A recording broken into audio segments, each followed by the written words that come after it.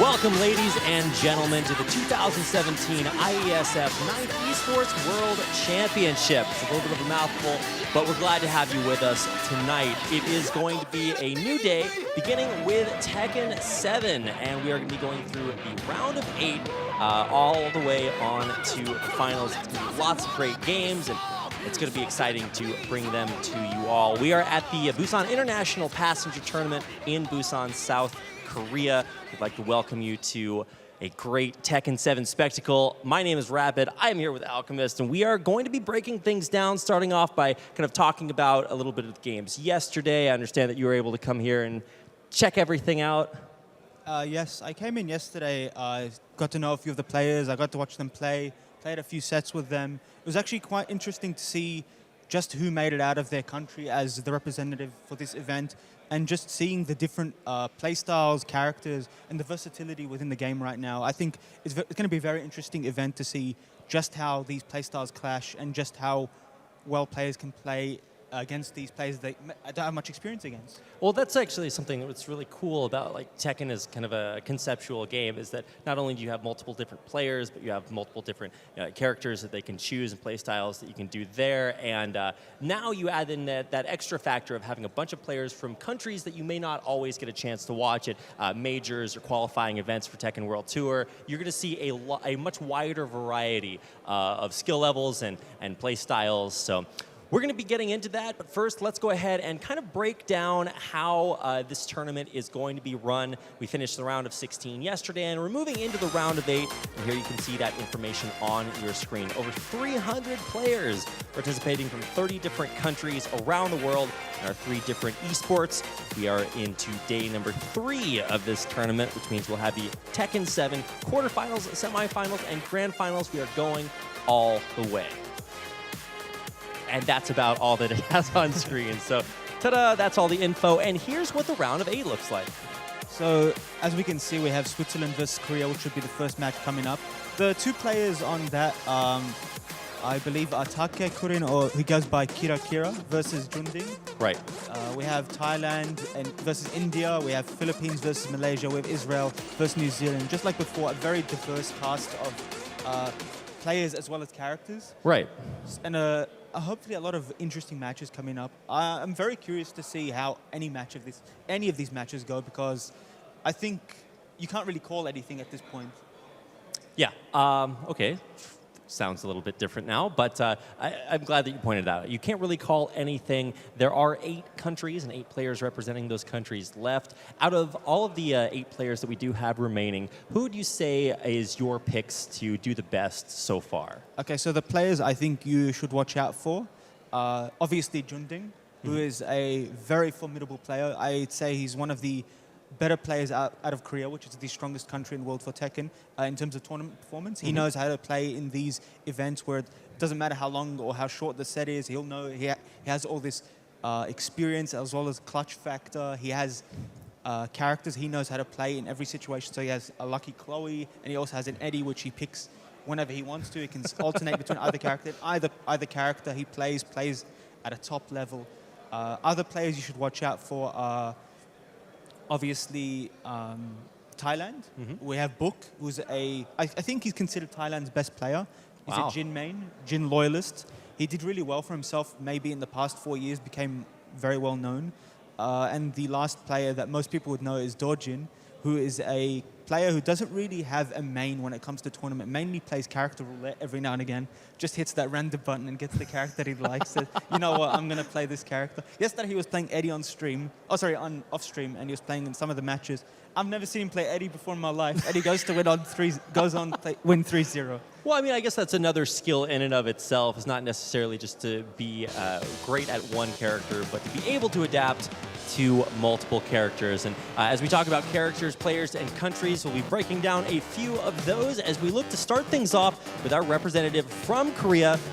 This is Jedeng, and he is, like you said, probably the most impressive tournament player when it comes to international standings. Just in general, he is killing it. He is win versus Macau there on stream, just very, very dominant. And of course, you were actually talking about some of the characters that he plays, hoping to see him bring out that like Chloe a little bit. Always nice to see that being played at a high level.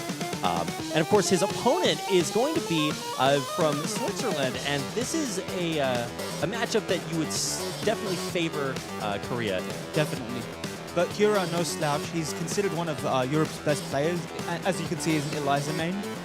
Eliza, one of the newer characters in the game, and not everyone has a very good understanding of how to play against the character, even the top players in Korea. I was actually talking to Junding last night about his match coming up today, and he was saying he doesn't necessarily feel comfortable playing against Eliza because in Korea they don't have an amazing Eliza player besides Chanel, and he doesn't get to play him very often. So he's still uncomfortable with the matchup. And then again, there's always this random factor because every player plays the character differently, and you can't really play around everything. Like you can play around the characters in this, but then there's the player's options, and so you can't really count out Kira at this point, especially in a set where it's only best of 4. But I think we're going to have a great match either way. Yep, I am looking forward to starting things off, like you said, with one of the strongest players in this tournament. Representing, of course, Korea. He's on home soil. He has been killing it, and it'll be interesting to see what Kira can do about that. We are going to be moving into 5-game sets now that we are in the round of 8. And of course, we'll be moving on to 9-game sets as we hit the finals. So it's going to be a lot of action. I was watching some of the 3-game sets from the qualifying rounds, and sometimes you don't really get a chance to see all of what a player has to bring out there. So these should be lots of games to really sort of definitively say who is the better player and who will move on. So I agree. Yep, both of our players setting up on stage for their first Tekken7 games of the day. We are starting things out pretty early over here in Busan, South Korea, 10 o'clock in the morning. So wherever you are, whatever time zone you are watching in, it's good to have you with us for round 1 of our first series. I'm just about to get underway. We're in Domo de Serio. We got Junding, who ended up picking Lucky Chloe. Off to a bad start here against Kira. Kira just poking him out. Doesn't punish the second. If Eliza gets a decent punish on that with the standing 4, back turn. Big damage, 10 out of his combo. Will he get him to the wall? He does. Breaks it. Oh, he can combo off the break. Okay, not the biggest punish, but now rage are possible. He does have rage. This is very scary for Junding right now. Doesn't go for the 3rd hit. Nice punish there by Junding. Oh, there we go. 3. Turn around. I don't think this will hit. No. Oh, the sidestep. Close, but not close enough. I think we all kind of know how that went, so maybe a little bit anticlimactic there at the end. But the sidestep really kind of told the whole story there at the end. I think, honestly, if he just took the Moonglide 1 out of his combo and just did the rage out, he would have won that round. But as you can see, the game has crashed. After the first match. I think out of all the possible times for that to happen, that's probably like the least consequential. You're in the middle of like a 12-hit juggle, and you're like, oh, wait, I probably need to finish that in order to really tell how things would work out. But there at the end, I think it was a little bit definitive. So there you can see on your screen the representatives from our Korean delegation here at IeSF and many of the other very talented players here. One of Thailand's better players. We'll get to see him later on stream. I'm just super jealous, even though we get to wear these like really nice suits, the players get these like really sick jerseys. And I'm like, when will we have caster jerseys? Like that's the thing I'm really pushing for. Like, representing your country, just doing commentary? No, I like it. I like the idea. I mean, I am the only U.S. representative here, so, gotta show some of that love. But I'm glad that some of the countries that have players being represented here that maybe you don't get a chance to see all that often do get a shot at representing countries that maybe you wouldn't think of necessarily when it comes to esports. But my favorite thing ever since I moved to Korea is that we get a chance to kind of speak the same language regardless of where you're from. So you get a chance to watch great games no matter what. Of course, there on stage you can see the deliberation, just trying to figure out exactly what is going on with the game. I think it was pretty done there at the end when it did finally crash, but we'll wait, of course, to see what our referees have to say. So to get back to what you were saying on how some of the players you wouldn't really necessarily see them as an esports country or a country that brings their players out to esports. We have Namibia. Mm-hmm. So the player from Namibia, he was telling me that the scene in Namibia is just him and his friends, and he was just the best player out of his friends. So he qualified. That's awesome. And it was actually his first time flying to any time overseas. So he Oh got, my he got a goodness. trip to this event, and now he's having a blast. The having fun, power meeting all of these players. esports in action there. So a great opportunity for a lot of players, a lot of people just from regions, countries around the world to show up to an event like this and kind of get that real like high-tier esports experience where you get a chance to see and meet players and teams from around the world. And I mean, that is really how you grow, right? You go Definitely. from picking up the game on your own, making friends through the game and playing against them. And if you're the best one of your friends, well, in some cases you get to come to tournaments like this, and then you play against players who are like some of the best in the world, and you're like, oh, well, now I see. You know, the eyes kind of open there, and that is really truly how you improve. So. It's an enlightening experience. I remember when I first started playing this game, and I went to my first major tournament.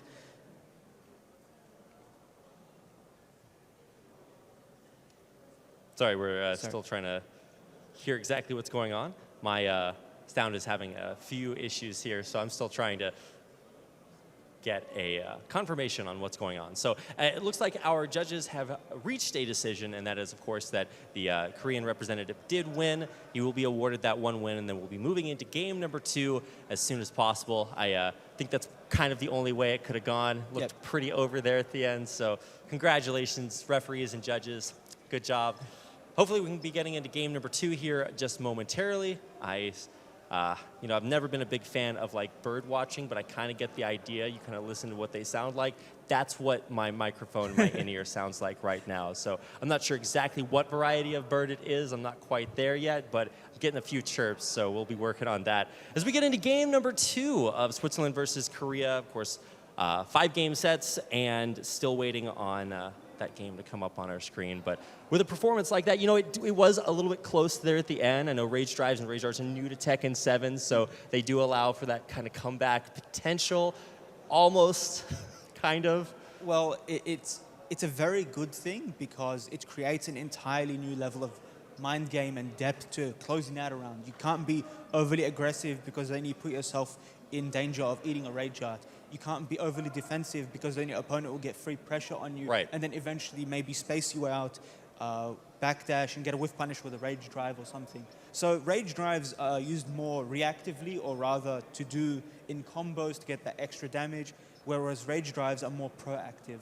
And you could use them for plus frames or to get into a situation that you want to be in, and to force a mix-up or something and put your opponent in a bad situation. Yeah, exactly. A whole new kind of layer of mind games coming through there. It's like, it's just kind of another resource to manage. In a lot of other fighting games, or if you play Akuma, you do have the meter bar. So that's like you having control over your own resource. But this is like your opponent is kind of in control of your resource, and you have to figure out, okay, well, how do I manage that? Do I maybe take an opportunity to hit a combo if it won't kill him, knowing that then he has this opportunity to maybe work his way back into the game. Lots of potential there. So, Definitely.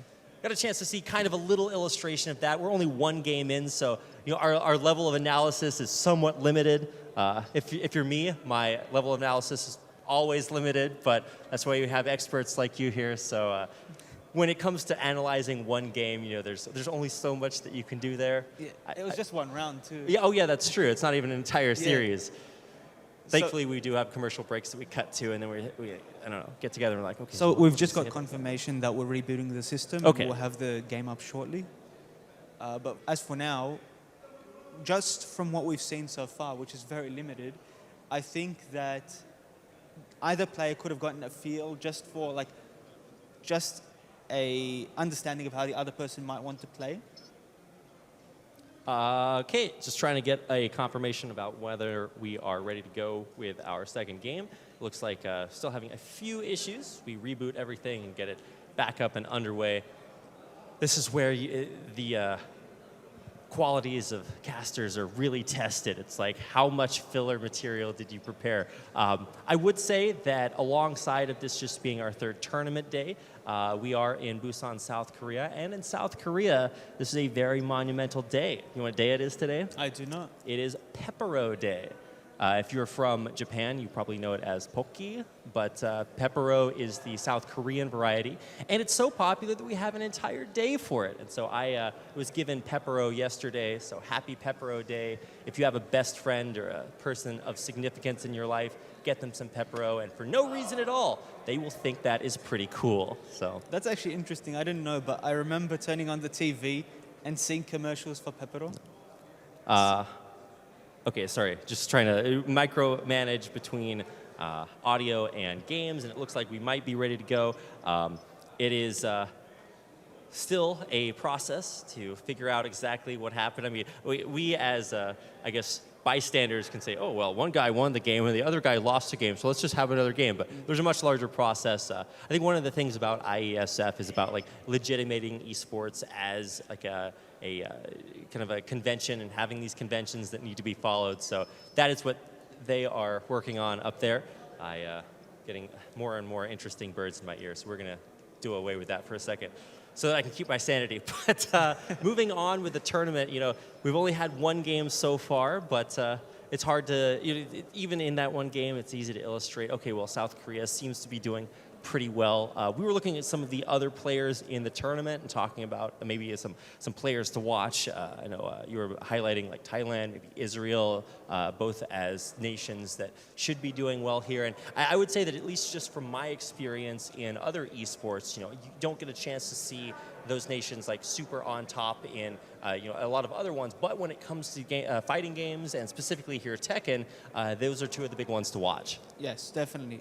From what I've seen, expect to see a few things from them, as well as I also mentioned Philippines, who I think is a very, very strong player. A lot of people know his name by now. If you watch Tekken, you've probably seen him in a lot of the C majors, which is Southeast Asia, or some of, I think he went to, I can't remember. No, I'm pretty sure he only went to Southeast Asia majors. Looks like we are about to head to commercial while we work on fixing our issues on stage, which we can all be a little bit thankful for. So don't go anywhere. We'll be right back with hopefully the conclusion of our first set of the day.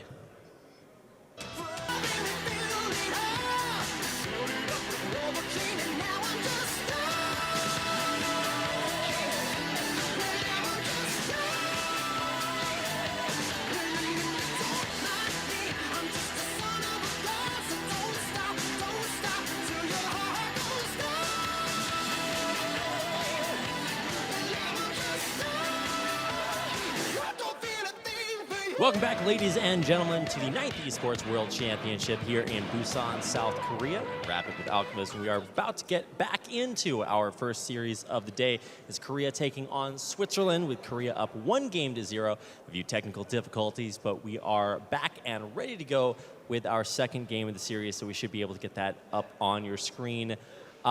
Just one game, so not a lot to talk about, but it certainly seemed maybe a little bit too close for comfort there at the end, but Definitely. of course, you know, Sidestep's a pretty good way to not take damage. And now we're getting into game number 2. So straight back into it. Yep. Looks Straight like, back into it. There we go. I'm curious as to see what's happening. Okay, so it looks like they were just waiting for a confirmation. Now they're getting back into it. Nice running 3 by Lucky Chloe. Gets the full forward 3 on the back roll catch. You can see the character is like kind of adapting to that, recognizing, okay, not going to get hit by that too many more times. But it still looks like dominating kind of momentum. The tempo definitely in Jedham's favor. Nice break on the throw there, gets it down 4. Kira's only gotten damage from 2 down 4s right now. Nice block on the string and nice punish. It doesn't fall for the mind game with the last hit. That is a counter hit launcher if you do the second hit. Nice punish there. 14 frame launch from while standing. Will he get Chloe to the wall? Goes for the FADC. Big damage coming out. Both players in rage. Goes for the throw, and this should close it out. Very well done by Kira. Oh my God. Ties it up at 1-1. Sick finish there. Switzerland now on the board, 1-1. Here we go, set number 3. Something to make note of is Eliza almost has 2 bars of meter. So if she gets a combo from the mid screen, she'll be able to cancel, get more wall carry. Just jumps over the get up. Nice back turn option there by Junding. Doesn't fall for the mid for the wall step. Playing very safe. Power crush comes out. Wall combo. Big damage with that last hit. Yeah, and now Kira against the wall. He's actually the one that wants to have his opponent against the wall, but now Jetting enraged. Will he be able to use that to turn it around, to sidestep? Trying to turn it around. Nice blocks, but no, too good. Kira takes game number 3. And for that round-winning combo, he actually got a wall splat and then did a sidestep to realign just so it wouldn't stay on the wall to get that extra damage. He could have actually killed if he used his 1 bar, but it didn't really matter in the end. He took the round. He's up 1 round now against Junding. Junding starting off with the pressure. Nice dive kick there, plus frame. Jab into another dive. He gets him with the Shoryuken. No follow-up, trying for the break, but another successful grab. Now Junding very low. Usually the Korean players are very well versed in breaking throws. It's surprising that he hasn't broken either of the 2 attempts at the 1+2 throw. Very good start here by Kira. Kira has a very good lead. Will he be able to close out this game and take the first game? Nice. And wow, there we go. As if he was listening, going ahead and dropping that answer. Now, you were actually mentioning earlier that, you know, there aren't a lot of good Eliza characters practiced against here in Korea, so maybe a little bit of, not inexperience, but you certainly don't have as much familiarity as you would against the rest of the top-tier roster. Definitely. Yeah, like I said, there's only one major Eliza player, and that's Chanel. He's been traveling more and more. He's actually recently got sponsored. He's not here, but he has a very good presence in the scene right now. Okay.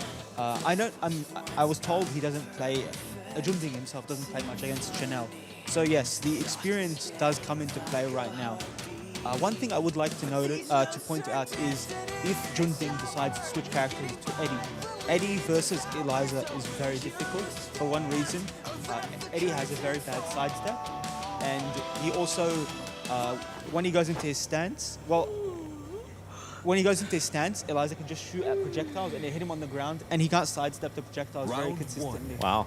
So I think Junding knows this, and this is why he's sticking with Lucky Chloe. So right now we're into the second game. Finally does the last hit of that string. That I'm pretty sure that would be considered Eliza's most reliable string. There's a 14 frame startup that is a counter hit launcher from the mid. A little bit of Dragon Ball Z moment, both players flying across, but continuing to see the domination Kira just kind of unfazed, really kind of playing the game that you really want to see from Eliza. Now having Jetting against the wall. All this pressure. Oh, he went for the instant dive kick, but failed the input there. And he's going to get punished for it. Just might be able to close it out. Oh my god, the follow-up insane. Now just a couple of hits left and maybe just one. Jetting taking the first set of our second game in this 5-game series. Good start for him, and he needs it to get back into the game. Kira has the momentum right now, and that round just stifles it. Finally gets the counter hit, but drops the combo, maybe because either he delayed it too long or there's something with the hitbox of Chloe. Getting back in with the pressure, Eliza does have 2 bars, goes for another dive kick, another messed up input. Yeah, I kind of, I guess, uncharacteristic to see that either drop combos or the inputs getting missed. Now, one thing, okay, there we go. Finally going to break that, but it's kind of uncharacteristic. We've been seeing Jetting not break out of many of the attempts that Kira's been throwing his way. Kira now in rage, just to be able to close it out. Will he do the rage to end it? Decides to go for, oh, he does. There we go. There we go. Gotta add the style. Oh, and he missed it. Too greedy. He got too greedy. It was off axis, or I don't know. That would have hit. I think that should have hit. I don't know why it didn't. Okay, well, still, you know, you gotta be careful. It's moments like that where series are won and lost, and now maybe you can even say that some of the momentum shifting back to J-Day. And now a 1+2 throw not broken by Kira this time. This combo should get Eliza to the wall. Big damage. Goes for the back 1 ender. Wants the O-key. Goes for back 4. Mind game getting back to him. Power crush. Should be able to close it out here. Will it be a perfect? Oh, and he took just the one pixel of health. Really? Rob denied there at the end. But now Jetting up one match, one set away from closing out, tying up our score, trying to keep it close. But 2 full bars of meter for Kira. Yes. And as you'll see in the neutral game, Eliza will be doing forward 3-4 a lot, which is a high string, but it's homing and it jails. So if you block the first hit, you cannot duck the second hit. And it's safe and it's a launcher. Very good move for Eliza right there. And so we have Kira and Junding both around the similar health bars. Is this going to hit? That actually does combo, but you need a clean hit on the low. And a nice interrupt there by Kira. Goes for the unblockable. Chloe now in rage, stays on the ground and eats the down 4. Good work there by Kira. Ties it up at 2 rounds. Yeah, great follow off the roll and tying things up here. But Junding getting a great start there. Sickest juggle, and that will carry Kira to the wall. This is just where Junding wants to be. Now he has all this wall pressure. Eliza has no meter. She can't do the EXDP and get out for free. Goes for the power crush. Nice break on the 1 throw there. Yeah, at least Kira seems to be pretty consistent on being able to break those throws. Pressure, but you know, able to kind of back Junding up, dealing with the pressure really well until dropping that 1 hit, and that is going to do it, tying up our series at 1-1. Even though that was came down to the very last round, it was very convincing when Junding took out the win. Right. He had almost 80% health at least in all of the matches, in all of the rounds. Sorry. So when he is winning, he's winning very convincingly in an affirmative manner. Whereas when Kira is winning, it's off scrambles and both players are in rage and he has to resort to doing stuff that maybe Junding is not familiar with. But I mean, that is something that you can say about players. A major skill to have is that clutch potential. Yes. Can you react well under pressure when both players are at low life, when rage is really going to be a big deciding factor? And you kind of live by the rage, you die by the rage there, Kira, going for kind of the style points, dropping it, and then losing that. You could really see a big change in momentum, allowing Junding to really come back and even up the series. yes. And we're straight into the 3rd match. We're still in Domo de Serio. We got good pokes coming out here by Eliza. Trying to start things off. It appears as if the momentum is now maybe shifting a little bit back towards Kira. Seems to be kind of winning a lot of these option choices. And, now, okay, Junding fighting back. And Kira now in rage. A place he's very familiar with. Wastes the meter. That is actually a very strong move with Eliza because very few characters can punish it. It's minus 13 on block, but it has immense pushback. So you can use it freely and you can get a counter, free launch, and you can get out of certain situations where, because of her jump is evasive, you'll get a free hit and your opponent won't expect it. But as for this round, we got Junding in a familiar position with his opponent to the wall and a nice wall break there. Should be able to close it out here. Goes for the just frame combo and ends it. 2 rounds straight. That was less than a minute. We've already got 2 rounds up in Junding's favor. Kira has to do something to come back into this game. Dark Wave started out back one. Could have gotten a bit of punish, but jabs are fine for now. Wow, yeah, really getting a lot of this poke in early and finally finding a couple of openings. Nice way to start things out, but I mean, there's a long way to go in order to turn things around. Kira definitely kind of back figuratively up against the wall. And we've been talking about how unfamiliar Junding might be with Eliza, but we haven't mentioned how unfamiliar Kira might be with Lucky Chloe, because I genuinely don't know if there's an amazing Lucky Chloe player in Europe or maybe in the region of Switzerland or around there where Kira can practice. I know there are some, but how often do you get to play against them? And here we see it might not be a factor of just being outplayed, but he might not be familiar with the character and not know what to do in certain situations. That's the thing, turn around. Now Kira kind of back actually up against the wall this time. You can see that active rage now for Kira. Plus turn it around. Doesn't fall for the EXDP and they should be able to close it out. Very good patience there by Junding. Takes a 1-match lead, now up 2-1 against Kira. Kira was saying yesterday that his favorite character in the game is Nina. Okay. But Nina, a very difficult character to play in online. Very execution heavy. Sorry, not online, in tournament. Very execution heavy character, relies on a very good understanding of fundamentals as well as when to go in, when to choose not to go in, when to be patient. I think he'll stick with Eliza. I think it's his best character, especially with the experience that he has, as well as the ability to play a character with all these random moves that you can use, so like EXDP and get out of jail for free cards. Obviously not for free, you have to use meter, but in tournament it serves him well. So we have a stage change, now we're in Kinder Gym, a stage you already see in tournaments. Okay. How do you feel about this stage? Well, see, that's what I was about to ask. See, Kinder Gym, at least for me, brings back very fond memories of my childhood. Very similar to the characters on screen. I did get beat up there a lot, so it's a lot of memories coming back here. Maybe not favorable ones, and maybe for Kira, maybe not so favorable either. Also, Junding, carrying on the momentum from the last game, going in strong right now, has a very healthy lead. Kira almost in rage, +3 again. Goes for another one, stuff like the gets forward 3, and low crushes with the running 3. Good round there by Junding. able to close things out. It really feels like he has kind of hit his stride at this point. A little bit rough way to start things out here, kind of catching him off guard, but with a nice juggle, at least starting things off, Kira. And that is actually guaranteed. If you get a crouch stab into a dive kick on someone's back, you get a free launcher. Now having to move against the wall. Junding now in rage. Very nice setup there, and closes it with the down forward 1-2. He has been doing down forward 1-4, which is a safe mid-high stream. But then he did the mid version there, which is down forward 1-2, and that is -13 and block. But because he has conditioned his opponent to think that he always do the safe option, he did the mid there, which worked out in his favor. So now ties it up at 1-1. Off to a decent start right now is Kira. Both players with around 70% HP. Pressuring him with the jabs. Nice side step. It gets a counter hit. You're about to hit 2 bars, so I mean, really will get a chance to use that now in rage as well. So lots of resources to use, but will he get the opportunity to? Junding just seems to be able to handle everything, and well, no more rage. I think Junding has picked up on something. Kira loves to do while standing 4, even on block, he'll jump back and do the EX dive kick because because of the space created off on pushback, and in block you get a chance at a free launch if they try and retaliate. But a good round nonetheless there by Kira. Has a 1-round lead right now. He's getting hit by that back roll catch with the forward 3 a lot. I think that's the 3rd time. And a nice hop kick. We haven't seen that in a while.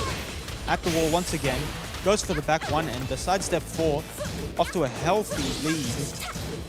Kira in rage. Yeah, in rage, but won't really get a chance to use that again. I'm glad you mentioned that dive kick. It really does feel like Junding has figured that out. It's like, okay, in rage, I just need to watch out for that one thing. And he's successfully avoided, I think, the last 2 or 3 times in a row. So really needing to see some new stuff. Is there that extra level of execution for Kira? Because he needs to kick in right about now. I honestly think what Kira's biggest weakness is right now is he's playing way too close. He needs to move out a bit, try and force whiffs, and use forward 3-4 as a way to get in, rather than just play close and do jabs and down forward 1. But just as I say that, he takes out the man. Wow. Yeah, and it's an incredibly long, I think it was 12, it was like a really long juggle string there to start things off. You're like, oh, okay, well, you're able to hit that. But then it's about following things up and finishing out that game, and he will. So, wow, really just kind of, right when we're talking about maybe some difficulties that he's had, comes back in the clutch. Yeah, ties it up at 2-2. And this is another factor when it comes to tournaments. You can never predict anything. Anything goes in tournaments because the sets, even though this is quite a long tournament set when it comes to Tekken, it's still short in comparison to a set you'd have offline with a player. So we have the match tied up at 2-2, whereas if you look at this on paper, you think, hey, Junding's going to win with 3. But Kira putting up a strong fight right now, showing us why he's here representing his country, playing a very, very formidable Eliza on stream. And we very rarely get to see Eliza played at this level. So it's really good to see that, especially even Lucky Chloe, a character we rarely see. We get to see 2 unpopular characters being represented at this level of play for Tekken. I don't get to see a lot of good Lucky Chloes either. Certainly not what you would consider like the tip top of the tier list, but it's all about how well you are able to play to your character's strengths. And man, Kira just getting so much mileage out of playing to him. There it is again, that back down 1 into the dive kick on the back turn opponent guarantees that launch.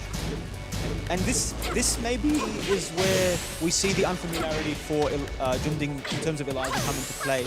Because right now it seems like he's struggling, and Kira... Oh, God, I lost it. That is what we call a kimchi rager.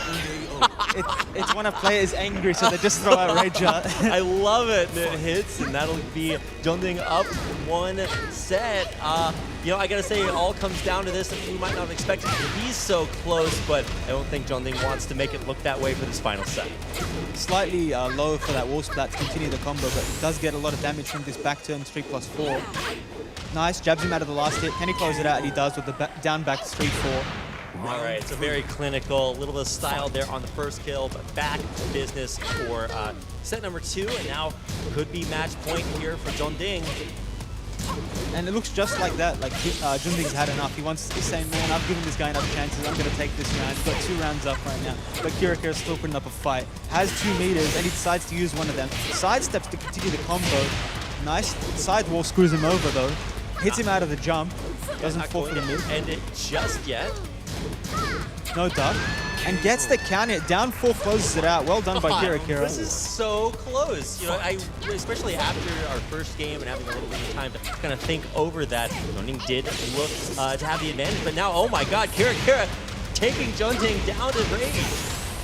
And see that Kira Kira just made use of something in Tekken that's quite high level to understand. Whereas if a move is minus on block, like -8 or 9, we'd consider not attacking after it. But because of the space created after the move, he did back 1-2 to get a counter. And we see Junding get another rage art. Success! And he actually hit every single just frame in that. There's 5 just frames for that rage art. And if you hit all of them, it does the most damage out of any rage art in the game. And you can tell if they hit it if she does the punch and she says finish. Okay, all right. Kind of settled there at the end, but wow, really taking it down to the wire here. It doesn't get closer than this. This is for all the marbles. Single elimination. Have no more chances after this. It's all down to one final set.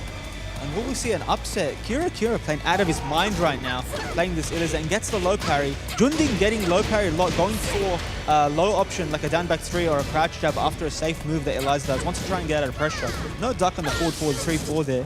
Eliza does have 2 bars, uses one of them. This should close it out. Decides to go for a weird, strange combo. Maybe wanted to get him to the wall and he doesn't get rewarded for it. In fact, would he pay for it? Gets launched. Oh my God. Are we about to see the sickest turnaround? Gets the low, and another low, and a comeback! Oh my God! Doesn't get closer than that. You know, the bracket will show that Korea moved on, but you really had to see it to believe how close this set could be. I think we have one more game, don't we? Yep, we are moving on to that. I mean, it's 5 game sets for round of 8. So, I mean, it's just not going to be as much of a skill difference as maybe we thought coming into this game. It's easy to see Korea in Korea and know how strong a player classically Junding is, but to watch these games and see every single set be so contested, I mean, this is just a great way to start off this final day of Tekken. And I actually feel kind of sad because Kira had that match. He had the round, he had the match, he had everything. He went for that weird kind of combo to finish it, and he dropped it. He did the forward 3-4. Oh, sorry, the EX dive kick into the moon glide 1-2-1, where he could have just did rage art and he would have won. But you know, tournament that split second, you have to make that decision. Tournament nerves, you have to be thinking. You got to take into account all these things, like where is the wall? Am I gonna get this combo? Is the sidewall gonna screw me? Is this enough damage? And you know, at that time it was just too much for him. But right, he's still got a good chance to win this. He's still got 2 matches, and we're straight into the 6th match rather. And we're in the first infinite stage that we have for this set. We're in Arctic Snowfall. Yep, I've always been a big Infinite Azure myself, but nice to see more of that opportunity. Wall's been a very key into this series, but now Kira actually looking to, wow, big hit to close things out. Unblockable setup. Oh, not going to close it just yet, though. A huge combo, that's going to put both players in rage. Something to point out is, very nice punish. That is actually frame perfect punish because back 1 is -13 and IeSF is standing for 13 frames. So very good punish there by Kira to understand that that was what he had to do to get that punish. Because a lot of like maybe down forward 1-2 would not have reached. Oh, sorry. Something to point out is that we have not seen a single Chloe rage drive. Okay. We've only seen the rage art, and I think the reason for that is because 1, Chloe's rage drive isn't necessarily that easy to implement into your neutral game. And 2, it's because he sees that Kira is playing aggressively, so he's seen more chances to use a rage art rather than rage drive. And a nice whiff punish there. Couldn't have gotten a lot more. He might have been going for the hop kick, but he was in crouch, which is why he got it while standing 3. Running 3 there, plus frames, down back 3. Trying to jump out of the mix-up and gets the EX dive kick for his troubles. Kira off to a strong start with a 2-round lead right now. What is Junding going to do to make a comeback? You know, it seems like those dive kicks have really been what Kira has kind of lived and died by. Junding figuring them out for a while. They just never seem to hit, but now it's coming up all aces for Kira. Junding down against the wall. I mean, this is Kira's real chance to get the momentum back on his side. And Junding has to start ducking Eliza's 1-1 because it's not a jailing string. If you duck it, you can launch it, and a lot of Eliza's, especially Kira has been using it a lot. So I'd like to see it ducked at least once, maybe just to see that. But then again, he might not know that it doesn't jail. And Kira now in rage, just spacing him out, trying to do some dark waves. Does have 1 meter, Gets the ultimate tackle and no break there by Junding. Both players now in rage. Goes for the low. That is launch punishable. No launch there. Down forward 4 and a 4 try ended out. Goes for the unblockable and he gets it. 3 straight rounds by Kira. What a commanding victory. Don't even know what to say after watching the previous set be so close down to the wire, about as close as you could possibly ask for it to be. And then Kira just fires back in a way that, I mean, would make, if you just watch that set, you think he's dominating. But no, it has been so close, so competitive so far. And wow, really just taking it as close down to the wire as we can get. Do you think Junding was thrown off by the fact it was an infinite stage? Maybe he was too used to walls. His walls and like stage break combos have been just like super on point. Yeah. So you would have to imagine that's a strength for a Korean player. But I mean, when it goes to infinite, you've got to say Kira has been looking on point. His dive kicks have been hitting. I think more than likely the combos or the mind games are starting to really play full effect. It's one thing to watch a player win 1 or 2 early sets, but as the longer the series play on, you get a chance to really read your opponent.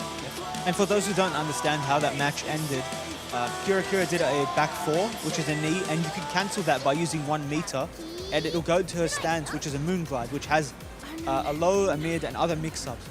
And it also has an unblockable. But maybe Junding was looking out for the low or the mid, so he was being patient to try and block it. But then Kira threw out the unblockable, which caught him by surprise.